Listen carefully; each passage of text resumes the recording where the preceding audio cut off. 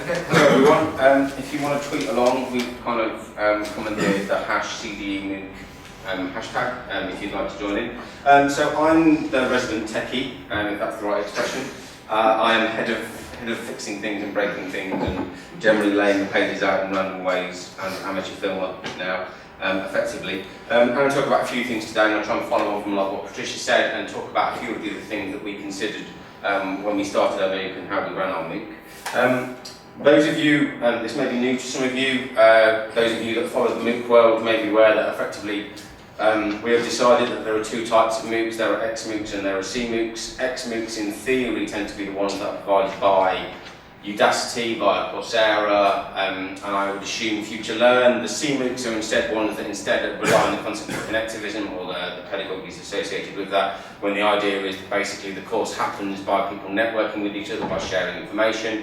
And in a lot of places, or in some of the C-MOOCs that I've been on, there isn't really a central hub. There's often something in the middle that maybe aggregates people's comments or aggregates blog posts or people's work, but there isn't really, in the same way with Coursera, a central point at which everything exists. And they're sort of the way these two things are. Effectively, with us, we were effectively into X-MOOC world by default, but I think we've borrowed from other things. I don't personally, and I'm going to go on to this, consider it to be a necessarily fix. I don't think you fundamentally have to do so. There's a lot of politics involved in the idea that if you're on Coursera, you have to be an X-MOOC. Okay, so just going through that, if you didn't get the diagram before, the idea that the green circle is a person and the black line between them is some form of networking. For those of you that did chemistry, I look at that and I kind of go through a Kekule moment and start to see something like that. And I start to think about how things are organised, how things network, different topologies of how these things can relate to each other, and what those things are and how those things mean. And I think when you start to look at, say, the bonds between people, the assumption on the first model, I'm now going to go this far, chemistry, is that basically, no sniggering, heckling is allowed out there, you're my colleague.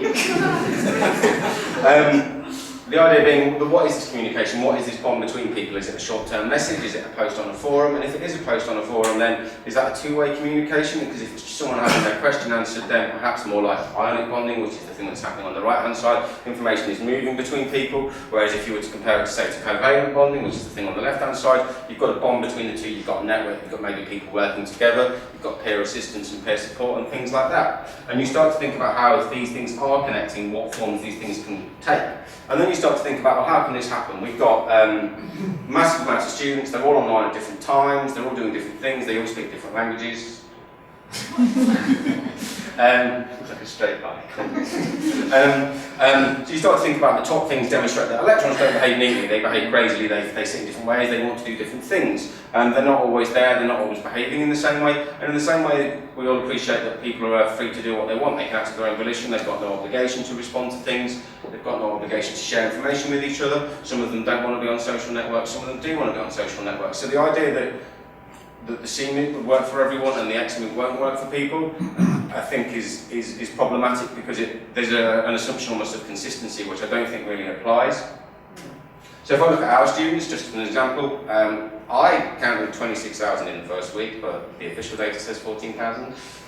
So I will say 14,000, but no, I slide is now garbage. And of those, 7,000 visited the fora in some way, shape or form at least once. We had approximately 900 people on Facebook, we had 400 people by the end on Twitter, and we had surprisingly 200 people on Google+. So that approximately rounds up to, in theory, a maximum of 8,500, which of 14,000 isn't a lot. It's about just under 50% or just under a third, depending on those things. So if you think about this, if we were to do it in a kind of a connected way and rely on people talking to each other or sharing stuff with each other, then there isn't a great desire for that. A lot of people early on commented that they didn't like Coursera forums. There's posts that aren't very good, there's posts that aren't very interesting, and generally there's too much there. So I started to think, when I was thinking about electrons, how a lot of the people drop out because they can't do something or they can't achieve something. This is the formula for current if you did GCSE science or GCSE physics. And the idea being that that dropping out is possibly, you can think of it as resistance, and you can think of basically the students going through the course and how smoothly they can move through the course as a measure of current. And just to complete that by filling the analogy, you can start to think about how then what voltage could relate to. So if you want to learn a lot of things, you've probably got a greater demand on your system if you need more, if you need to learn more to get through the course, or if you've just got higher expectations and the resistance can be that you haven't got the time, the user interface doesn't work for you, you don't speak the language, you going on holiday. Our course ran in June, so a lot of people went on holiday, which is one reason why, one of the other reasons making the content available in different times helped people out, so people downloaded the stuff and went away.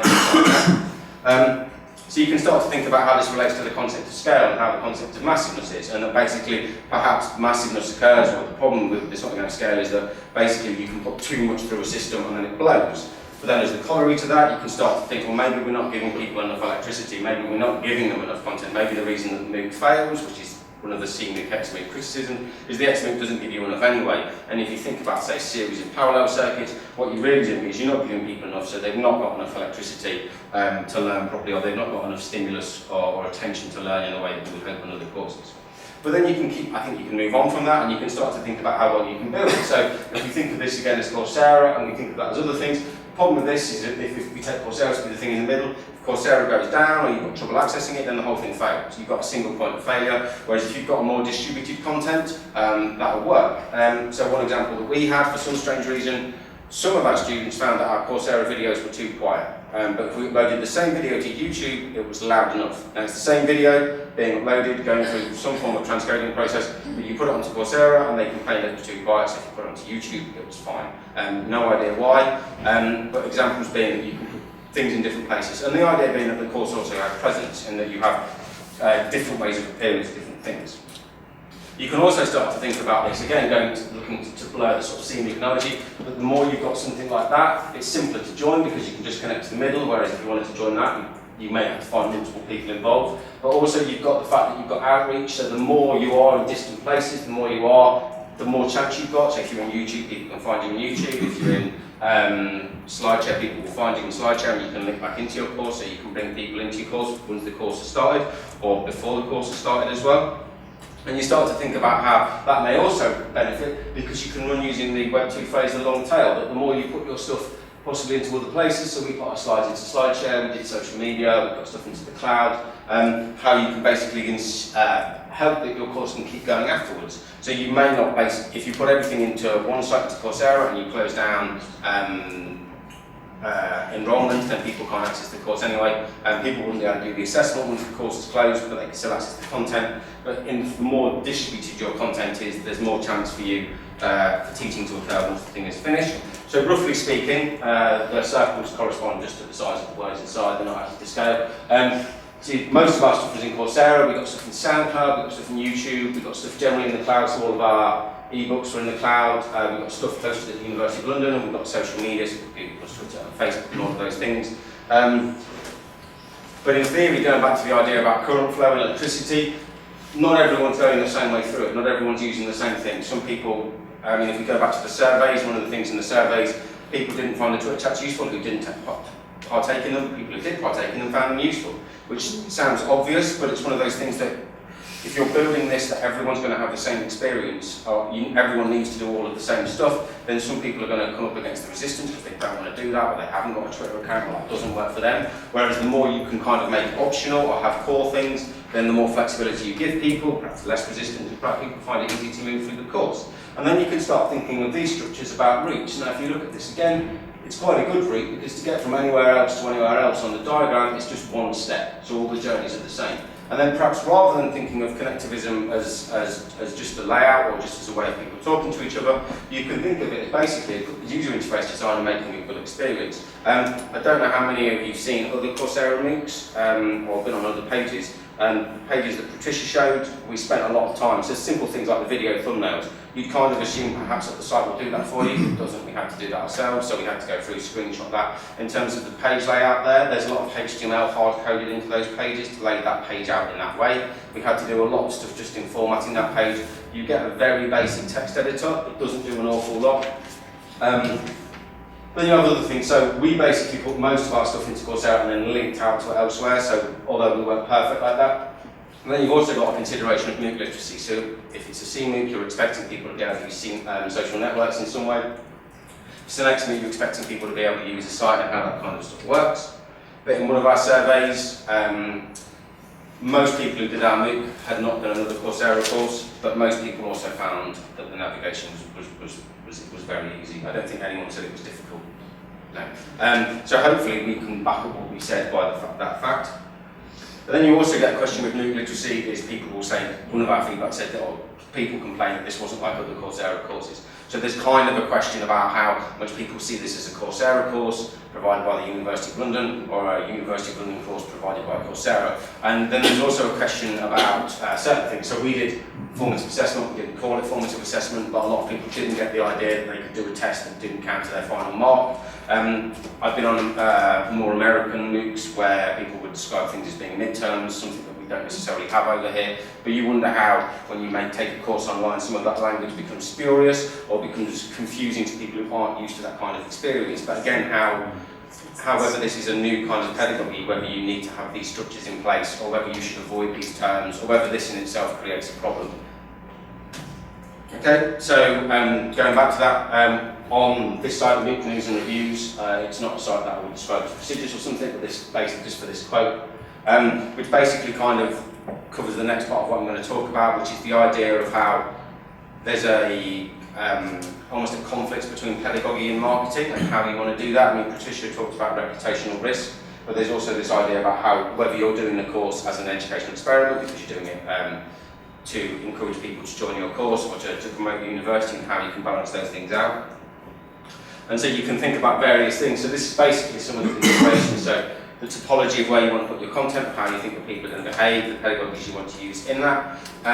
Marketing versus pedagogy is perhaps over dramatic. I don't think they're necessarily opposites or against each other, but how you can remove the time barriers. So basically one of the things that we've done by making the content be distributed into as many places as possible is in many ways the course is still running.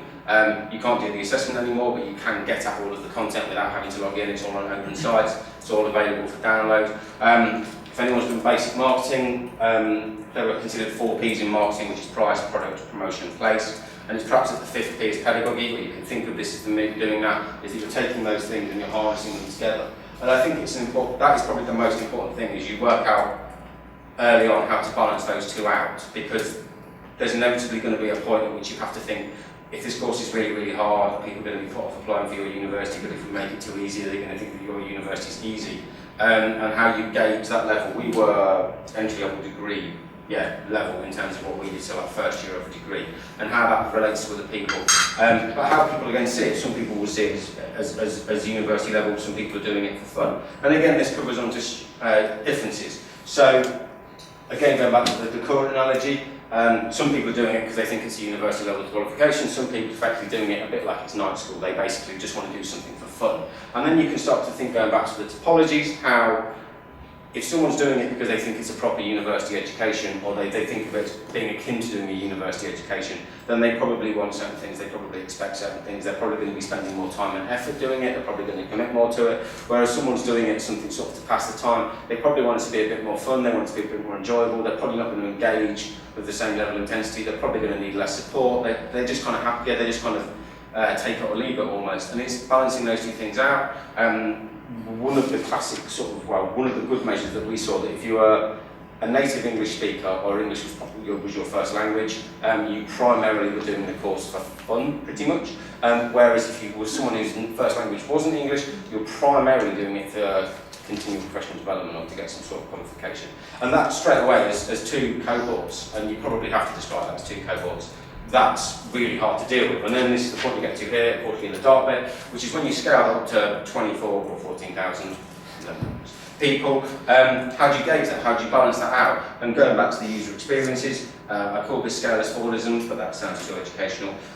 Basically, you can't teach all of the people all of the time, or alternatively, sometimes you won't get the features that you're looking for because they don't scale, or basically, trying to please everyone is just going to lead to a period in which you just can't do it. But how do you need to make the experience the same for everyone, or do you give people the freedom and the choice to allow to kind of choose which experiences they want to have? So how can you improve the experience? I think calling it a VLE is polite. That might not be that politically correct. or on message. The functionality that we got in Coursera was less than I would describe you would have in a VLE, primarily basic interactions as quizzes, video fora, and limited HTML editing. Limited HTML layout options unless you were willing to do it yourself. Limited scheduled release, so Monday mornings primarily involved me going through making a lot of stuff available, which is always fun. And even with some of the stuff already being available, it still took an hour or so to move all of the stuff out each week. And then there are questions: is this limited because it's never going to be possible? Is it limited because it doesn't scale? Or is it limited because it's not there yet? I mean, today we had something that we'd have loved to have during our course became available on the platform. And of course, the features that are available to you will change. So when you're starting out, you're thinking because of the hype, because of all of you've heard, because of the reputation that you're going to have this thoroughbred beast and it's going to be perfect, it's going to be amazing. You won't expect there not to be features that are, well, you won't expect features to be missing. By day one, you're going to be limited. Things aren't going to quite be where you expected. Things are going to take a slight change. Generally speaking, they're roughly the same. By the end, things have gone horribly wrong, or alternatively, you've learned to adapt, you've learned to put on different things, you've learned to do different things. And I'd completely forgotten about the feedback page where we listed everything that we've done. Yeah, we did a survey before the course started, I think, because it didn't work. We were the first people ever to do that, but it worked the second time, so that's fine. So we asked the people before the course started, the student before the course started, what we wanted. We asked them in week 1 how they were getting on, what they would have changed, and we also asked them in week 4 what they would have changed as well, and how they would have done stuff. So we were continually changing things, continually listening, continually taking things through. And why was that? Basically because we listened. So basically, the think about going back to the topology earlier on, breaking the mould. So we did peer assessment. We didn't do it in Coursera for 2 reasons. One, we didn't want to count for the final mark. Students asked if they could do something more. They didn't want there to be quizzes. Some of the students, basically, when we asked at the beginning, we asked students in the very first survey whether they wanted assessment to be peer assessment or assessment to be multiple choice. Most people went for multiple choice. A lot of people spoke very unkindly about peer assessment. They said they didn't think it was prestigious enough, they didn't think it was correct. Some people found the feedback that they got wasn't very good. There were various things. There's also considerations about how you do peer assessment when you've got language barriers and whether multiple choice is perhaps slightly fairer to people that don't necessarily speak English. Social bookmarking, we did that outside of Coursera. We allowed students to upload notes to a blog that we created. We had weekly chats. We put the weekly chats into all the social media at once, so we cross-posted across all 4. The videos were inside and outside, same for the audios. Of course, reading various things, and importantly, staff were praised for the amount of time that they were spent responding to questions and commenting on the forum. So was it worthwhile? To back up kind of some of the stuff that I've alluded to, 18% of the students that started that logged in on the first day finished, which is pretty good, I think. Placing the course content outside of Coursera allows us to continue to teach. We have a fake MOOC, which is basically a replication of everything that was in the MOOC. Now is there, and because we've hosted all of the stuff externally, we literally, in about a day or so, I just copied some of the HTML down from Coursera and made different pages. So you can now, if you want to, sit down and do everything apart from the final assessment and access the course readings. And that was partly because, in a way, I guess to use the modern term, something like agile, we could do that because we built it in that way and actually conform. And also, we can re-engineer some of the things that really worked back in. So the link sharing site is now part of the course. We've got a course note provision thing as part of the course that we've got now. So we've taken some of the things that we found really successful and brought them back in.